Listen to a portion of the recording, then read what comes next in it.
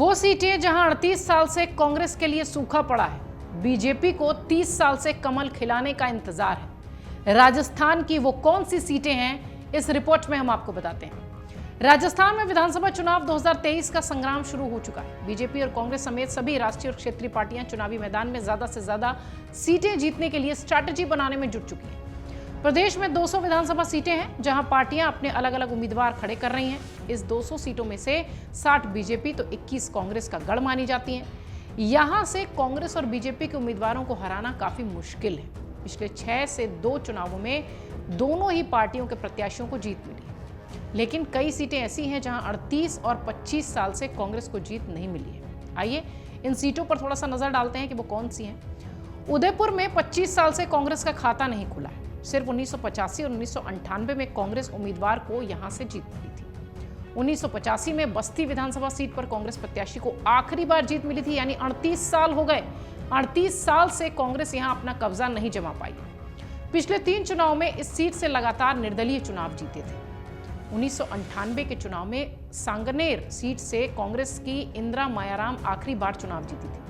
इसके बाद यहां कभी भी कांग्रेस को जीत नहीं मिली, यानी यहां से 25 साल पहले जो खाता अभी तक नहीं खुला है। 1998 में रतनगढ़ सीट से कांग्रेस के जयदेव प्रसाद इंदौरिया अंतिम बार जीते थे।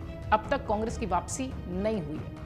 1998 के विधानसभा चुनाव में सिवान सीट से कांग्रेस के गोपाराम मेघवाल जीते थे और फिर कभी कांग्रेस का खाता यहां नहीं खुला। 1993 के चुनाव में फतेहपुर सीट से बीजेपी के भंवरलाल आखिरी बार चुनाव जीते थे और उसके बाद बीजेपी यहां कमल का फूल खिला तक नहीं पाई। 1998 के चुनाव में कोटपुतली सीट से बीजेपी के रघुवीर सिंह जीते थे और उसके बाद से आज तक इस सीट पर बीजेपी की वापसी नहीं हुई।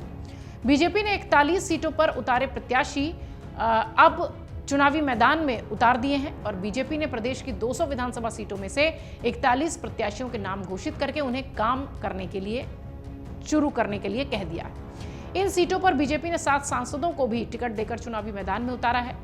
अब इंतजार है कांग्रेस की सूची का। कांग्रेस ने अब तक प्रत्याशियों का ऐलान नहीं किया है। बीते दिनों सीएम अशोक गहलोत ने कहा था कि मैं समझ पा रहा हूं कि 18 अक्टूबर तक सूची जारी हो जाएगी। हालांकि सूची को लेकर कई सारा पेच भी फंसा हुआ है। कांग्रेस की तरफ से ऐसा बताया जा रहा है कि सचिन पायलट कुछ नामों को लेकर तैयार नहीं है, अशोक गहलोत कुछ नामों की इच्छा रखते हैं। एक बार फिर से माना यह जा रहा है कि सचिन पायलट और अशोक गहलोत का जो शांति इतने दिनों से उनके युद्ध की दिखाई पड़ रही थी, वो एक बार फिर टिकट बंटवारे से पहले नजर आने लगी है। राजनीतिक विश्लेषक ये कह रहे हैं कि 100 नामों पर मुहर तो लग चुकी है, लेकिन इन्हीं दोनों की आपत्ति की वजह से तो शायद अभी लिस्ट जारी नहीं की गई है। इस बीच सोनिया गांधी से अशोक गहलोत की मुलाकात हुई थी और जब मीडिया ने उनसे बातचीत की थी तो उन्होंने कहा था कि 18 अक्टूबर के आसपास हो सकता है वो टिकट आएगी, सारी सूची आएगी और टिकटों का बंटवारा होगा। देखने वाली बात यह होगी कि कब ये सूची आती है और कैसे स्थिति साफ होती है राजस्थान में। अमर उजाला अब आपके टीवी पर भी। अपने स्मार्ट टीवी पर YouTube पर सर्च करें अमर उजाला, चैनल सब्सक्राइब करें और देखें ताजा खबरें, वो भी HD क्वालिटी में।